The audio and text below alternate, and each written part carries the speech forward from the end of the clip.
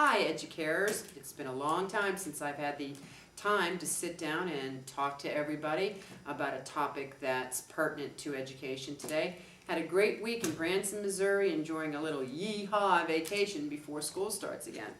What I want to talk to you about today is a subject that's not often talked about, at least in the area of Northern Virginia where I am, but it's single-gender classrooms. I'm fortunate enough to have been given the leeway to begin this program 4 years ago at our school, and this is our 4th year of having single-gender classrooms, 2nd, 3rd, 4th, 5th, and 6th. Last year was the first year we had it 2nd through 6th. We gradually implemented it, and this year we have it all the way through. At each of those levels, we have a boys' classroom, a girls' classroom, and 1 or 2 mixed classrooms for parents who really don't want to participate in the program. I'll tell you, the single-gender classrooms fill up first, and then the overflow goes into the mixed classrooms. We've had a tremendous amount of support for our single-gender classrooms, and now we're starting to see, we did see some very positive results in the first couple years, but now we're really starting to see some academic results because of it.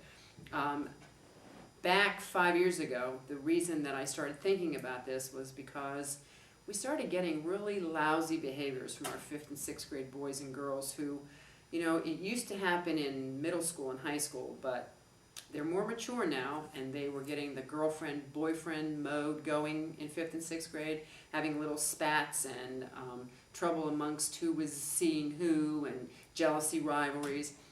The first year we went to single gender, we almost completely eliminated that. We have run into some difficulties, which took some, surprisingly, I thought it would be at the boys' end of the spectrum. Their fidgetiness and need to get up and move around more often was really handled well by the staff that served them, and the boys' classroom was almost flawless to implement. Girls not so much, and I thought that would be easier. But the girls tend to get, nowadays, very mean, very catty, very gossipy, very rumor-bound, not so nice to each other, forming cliques.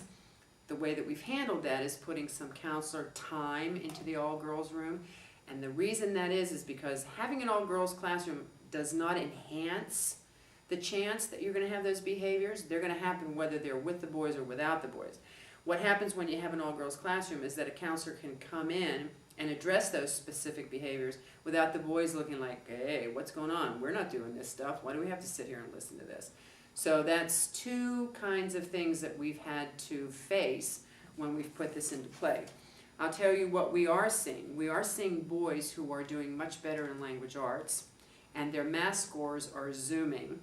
And we're starting to see girls inch up on their math scores. Not as fast as the boys did, but they are starting to climb from grade to grade. This year is going to be very telling because we're going to have some girls who have gone all the way to 2nd, 3rd, 4th, and 5th, and 6th now through a single-gender classroom. So we're starting to see, even last year, some of our 5th grade girls pass year-end testing that have never passed a test before in math.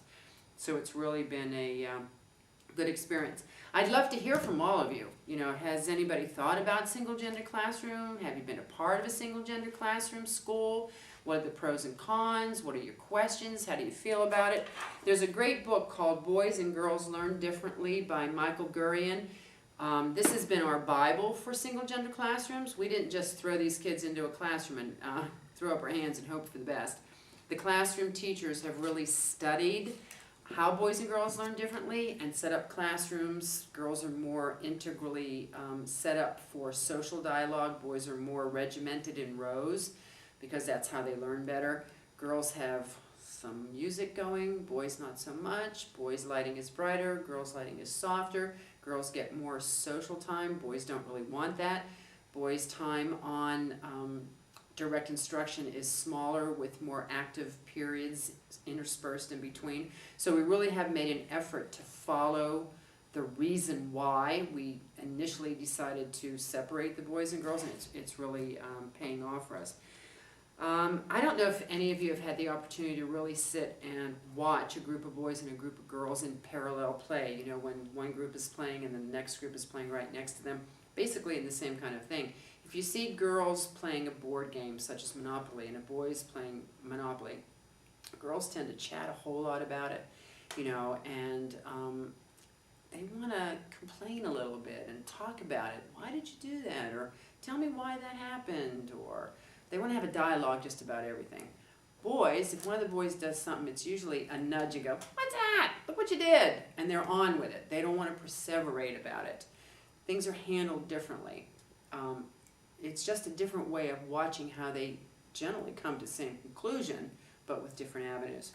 So if you've had any thoughts about single gender classroom, if you'd like to know how your school could become a single gender classroom school, I'd love to hear from you. We need to have some dialogue about honoring the gender differences. At our school, they're not separated all day. They take PE, art, music, lunch. We get them commingling as much as possible. But for the content areas, they are learning gender-specific classrooms. So please let me know how you feel about this, or if you have any questions you'd like to ask me about our experience, I'd love to fill you in. It's been 4 years of learning and growing and great things happening. But I'm glad to be back. We're starting a great new school year. I'm excited about it. Our school made our test score markers this year. The whole staff is excited about it. So onward and upward to 2010, 2011. Take care. Let me hear from you.